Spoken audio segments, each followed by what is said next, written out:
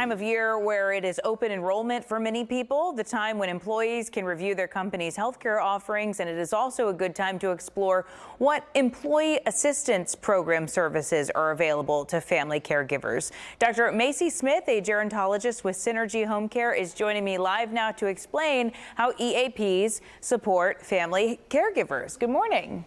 Good morning. Thank you for having me. Thanks for joining me. So what are some of the biggest challenges that family caregivers face today, and therefore, how could an EAP help provide them with resources?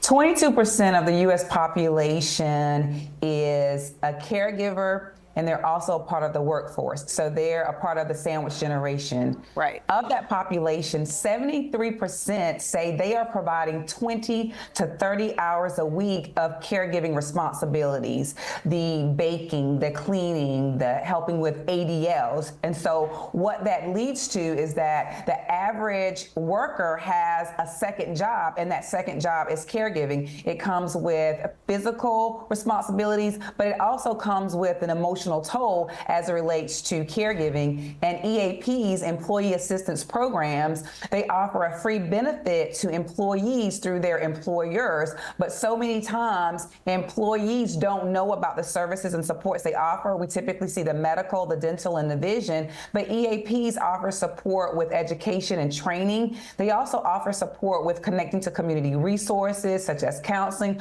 also to connect with professional home care companies like Synergy Home Care. Yeah, I know one common one would be like an EAP will offer 4 to 6 sessions with a licensed therapist a couple, throughout the year. So that would be one thing that a caregiver would definitely need if they're pouring themselves into somebody else all of the time. But why would this be, what else could an EAP offer them?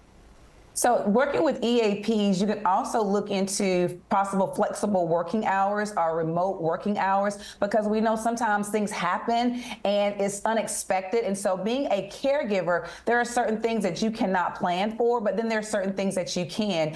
EAPs also connect family members to long-term care supports, to geriatric care managers to help them bucket and compartmentalize the job responsibilities, both work life and also caregiving life, and to be able to help them navigate the long-term care system, because you don't know what you don't know until you figure out you don't know it. So having that geriatric care manager in place will help navigate that and help reduce a lot of the stressors that come along with a sandwich generation caregivers. And those EAPs, employee assistance programs, can connect employees to those services. And you recommend something called care mapping. Can you explain what that is?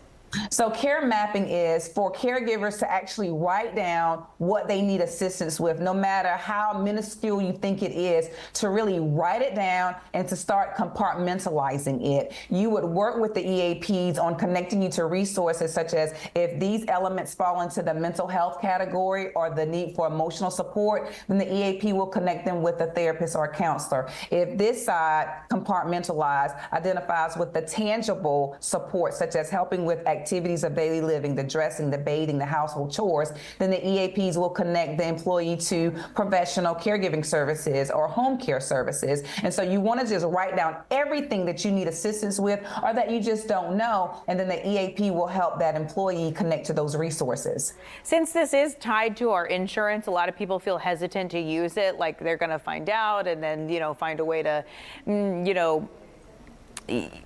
charge me for it later or something like that. What would you say to somebody who's hesitant to use these resources? I would say you're already paying for it. As an employee, you want to take advantage of all the resources and support that is available. A lot of times we don't take advantage of it because we either don't know it exists, or as you stated, we're afraid to ask for it, but it is there. If you don't lose it, if you don't use it, somebody else is, or you might even lose it. So please take advantage of those resources that are available to you. Yeah. And it could cause harm on the back end in terms of putting your own job in jeopardy. And so those resources are there to help you to be a successful, healthy employee. Yeah, we're leaving benefits on the table, and a lot of times these are benefits that the company has researched, and we've said these are things that we want from the company, and they give it to you, and then people are not using them like they should. So yeah. Right. Employees do surveys to determine what the employees need. So you're exactly right about that. Can you give us any success stories? Do you know anybody who's used an EAP benefit and found that it was very helpful? So I'll tell you a story of the EAPs providing education and training on caring for adults living with dementia. The family didn't even know that it was a thing. The family didn't know that there was specialty practices that can help caregivers better understand how to provide care. And from that training and that webinar, they were able to connect with the geriatric care manager, with the AAA, with this area agency on aging, and had their loved one connected to Meals on Wheels and also an adult day center, so that way they could still go to work and ensure that their loved one was receiving the care that they needed. So it truly was a success story. Yeah, and that's a good point to show that you can use it when you've got a family member who's depending on you too. Like a lot of people think, well, this family member has their own benefits, so we can't cash in on mine, but not really true. No, and that's a good point, because Medicare, which a senior would have, does not pay for long-term services and supports. And so the caregiver would need to be connected to know what resources are available to take advantage of those. They're the liaison to help coordinate that care, and the EAPs are there to help with that process. Yes, excellent point, Dr. Macie Smith. Thank you so much for joining me today. I appreciate your time. Thank you for having me.